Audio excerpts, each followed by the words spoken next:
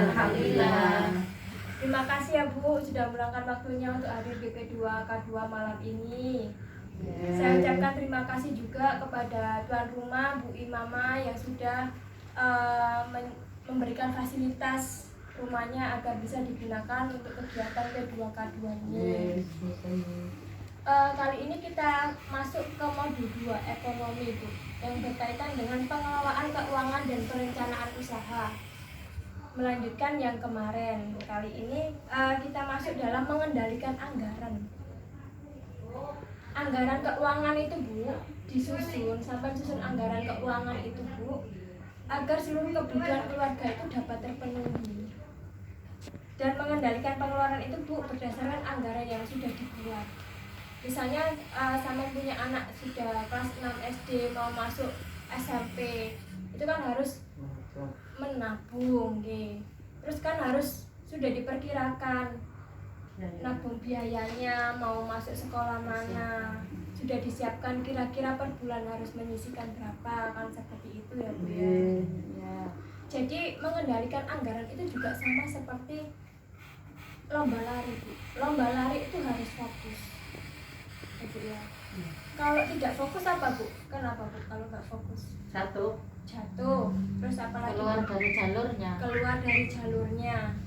Sama mengendalikan anggaran itu juga seperti itu agar tidak jatuh ini mungkin maksudnya terlilit utang ya Bu ya. Terus harus biar nggak keluar jalur, nggak ada pengeluaran lebih atau kemana-mana gitu. Jadi harus fokus seperti itu Bu. Kalau nggak disiplin dengan anggaran yang dibuat itu, pendapatan dipakai untuk keperluan yang tidak dianggarkan. Jadinya seperti itu. Bu, kali ini kita akan latihan Bu. Latihan, Ibu kan sudah membawa buku pintarnya semua. Iya. Itu coba dibuka halaman 55. Iya, ini halaman sudah dibuka 55. ya Bu ya, halaman 55. Di sini saya menyediakan beberapa linting kertas. Ada 6 linting, monggo Ibu ambil satu-satu. Satu-satu ambil. Semuanya.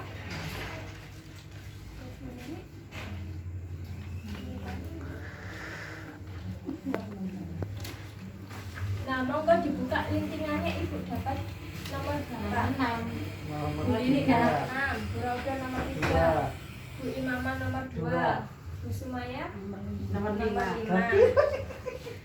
Nah, di situ di halaman 55 itu kan ada contoh pertanyaan Bu, ada kasus tentang Bu Lili. Ya Bu ya. Kalau misalnya Bu Imama kebagiannya di nomor 2, berarti menjawab pertanyaan nomor 2. Bu Rauda kebagian nomor 3 karena tadi lintingannya nomor 3. Bu Sumaya pun begitu ya Bu. Tadi kebagian nomor 5, nanti menjawab pertanyaan nomor 5. Bu Lili nomor 6 menjawab pertanyaan nomor 6. Monggo di sini saya beri waktu dulu Bu untuk membaca dan nanti jawabannya apa. Silakan.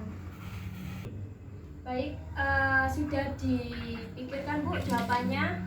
Sudah. Saya mulai dulu dari Bu Raudatul. Silakan dibaca dulu. Ibu kebagian nomor berapa? Nomor 3. Nomor 3. Langsung. Iya. Pak Rusli biasa membawa bekal makan siang ketika bekerja.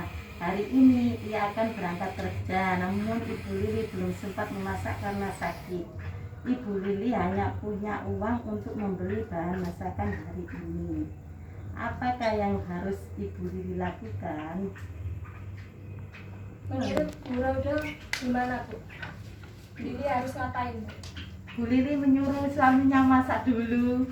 Bu Lili menyuruh suaminya masak dulu. Iya, penggantinya masak gak mau bantu istri. Gitu ya Bu ya caranya. Caranya. Nih, beri tepuk tangan Bu ya. Terima kasih untuk jawabannya. Jadi memang sebaiknya Bu Lili itu memberi Pak Rusli sedikit uang untuk masak ya Bu ya. Karena kan masak itu kebutuhan juga. Kebutuhan untuk anaknya juga ya. Kan namanya nggak cukup. Nanti kalau buat beli di luar. Kalau buat jajan nggak cukup, Iya. jadi harus masak sendiri dulu aja. Jadi kita sisanya bisa digunakan untuk beli makanan makan di dekat rumah. Oke. Selanjutnya Bu Imama, monggo Bu. Bagian nomor berapa tadi Bu? Dua. Pak Rusli minta uang pada Ibu Lili untuk membeli rokok.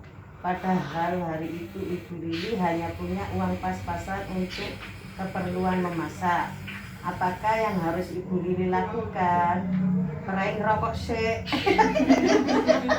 Betul, meraih rokok sih. Dibuat itu keperluan dulu. Itu. Terima kasih Bu Imama. Jadi Bu Imama ini menyampaikan Bu Lili itu memberi pengertian kepada suaminya agar berhenti merokok dulu, menunda keinginannya ya Bu ya, harus mendahulukan kebutuhannya. Karena merokok itu kan keinginan ya. Kalau sehat ya. Kalau nggak ngerokok pun ya nggak apa-apa, tapi makan itu kan memasak harus. Kan wajib. Ya. Jadi memang Bu Lili memberikan pengertian pada Pak Rusli bahwa memang pendapatannya hanya untuk memenuhi kebutuhan yang sudah dianggarkan, sehingga tidak ada uang untuk beli rokok. Praise Pak, rokok ini. Ya, selanjutnya Bu Sumaya, ke bagian nomor berapa Bu? Nomor 5. Nomor 5 itu Bu, tadi Bu Lili itu ingin nambah tabungan Dewi, anaknya di sekolah, agar ia punya uang cukup untuk bayar ujian kenaikan kelas. Sayangnya, tidak ada pendapatan lebih untuk bulan ini. Bu Lili itu hanya pegang uang untuk bayar utang. Apa Bu yang sebaiknya Bu Lili lakukan? Menurut Bu Sumaya, apa? Ya, tidak dibuat saja. Bayar utang dulu. Bayar ujian apa bayar utang? Bayar ujian dulu atau bayar utang dulu?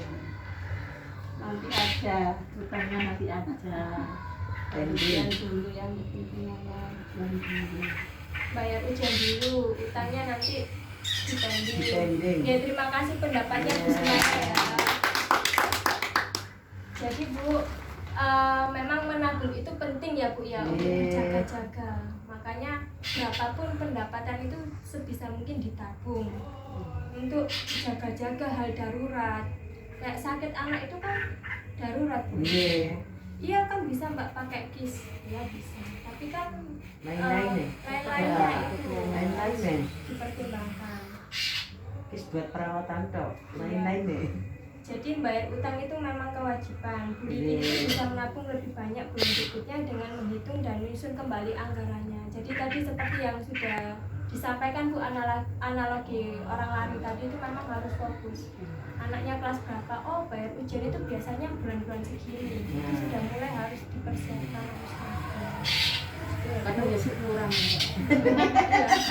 Nabung masih kurang aja. Sudah nabung itu masih kurang. Apalagi nggak nabung. Iya kan Bu. Oke, selanjutnya Bu Lili, Bu. Nomor 6. Nomor 6 tadi ya Bu ya. Ya. Silakan Pak pertanyaan. Rusli mendapat kabar bahwa adiknya yang tinggal di desa sebelah sedang sakit parah, sehingga ia harus segera menjenguk. Untuk pergi ke sana, Pak Rusli harus naik ojek. Sayangnya, tidak ada kelebihan pendapatan dari anggaran yang telah dibuat untuk minggu ini. Apakah yang harus Pak Rusli dan Ibu Lili lakukan? Menunda untuk menjenguk saudaranya yang sakit dulu dengan memberikan pengertian bahwa belum bisa ke sana, meminta maaf, kita doakan dari rumah dulu. Baru nanti kalau ada kelebihan dari anggaran, kita menyegerakan untuk menjenguk saudara yang sedang sakit. Terima kasih Bu Lili untuk jawabannya.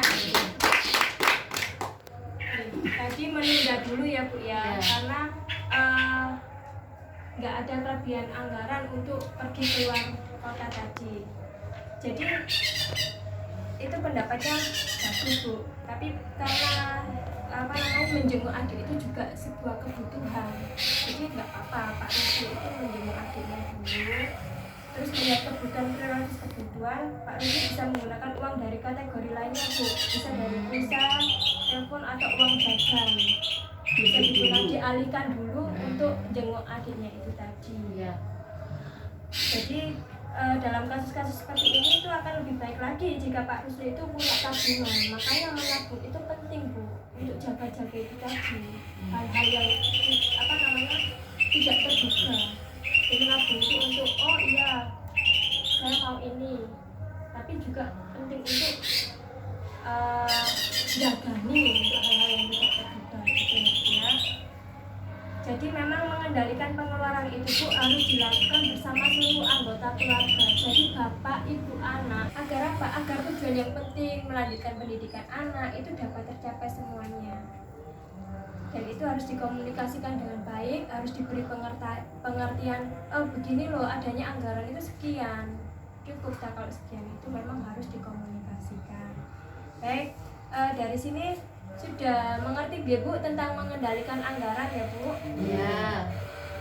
Baik, mungkin itu informasinya kali ini. Nanti kita akan bertemu di pertemuan selanjutnya. Terima kasih, saya ucapkan terima kasih atas kehadiran ibu-ibu malam ini. Saya sekali lagi saya ucapkan terima kasih pada Bu Imamah juga yang sudah meluangkan waktu dan memberikan fasilitas. Terima kasih. Wabillahi taufiq wal hidayah. Wassalamualaikum warahmatullahi wabarakatuh. Waalaikumsalam.